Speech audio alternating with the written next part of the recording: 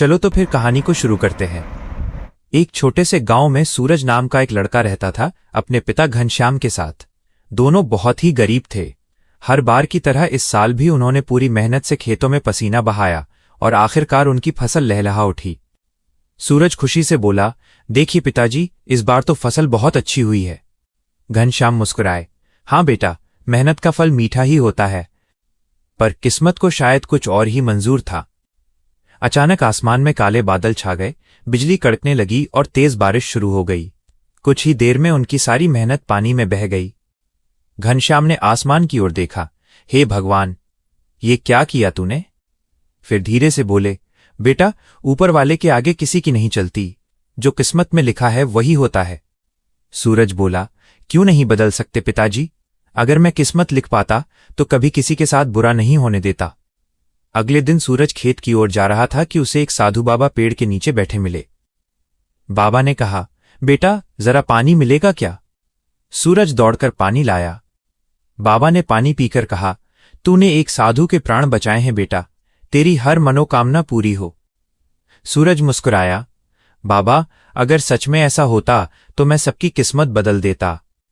बाबा मुस्कुराए, जिसने किस्मत लिखी है वो जानता है किसे कब क्या देना है। अब मैं चलता हूं।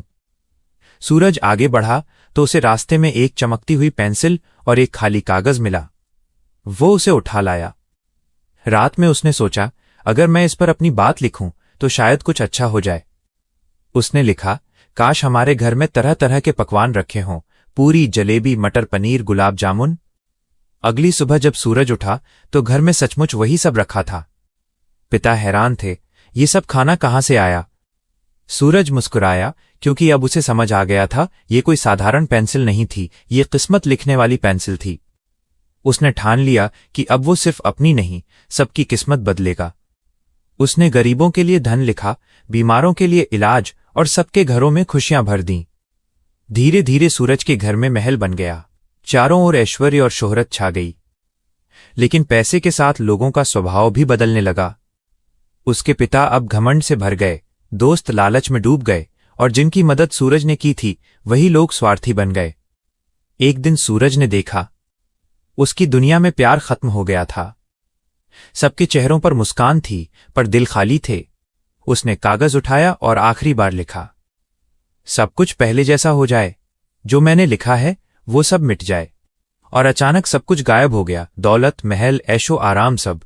लोग फिर अपने पुराने हाल में लौट आए। घनश्याम बोले, बेटा, ये सब क्या हुआ? सूरज ने शांति से कहा, पिताजी, बिना मेहनत का फल हमें बदल देता है। जो किस्मत में लिखा है वो हमारे कर्मों से ही बनता है, किसी जादू से नहीं। हमने मेहनत छोड़ दी थी, इसलिए किस्मत ने हमें आईना दिखा दिया। लोगों ने अपने किए पर पछतावा किया। सूरज ने मुस्कुराते हुए कहा, अब हम सब मिलकर फिर से मेहनत करेंगे और अपनी किस्मत खुद लिखेंगे, पर इस बार पसीने की स्याही से। यदि आपको मेरी ये कहानी अच्छा लगा हो तो चैनल को सब्सक्राइब जरूर करना और ऐसे ही कहानी आप हमेशा सुनते रहेंगे।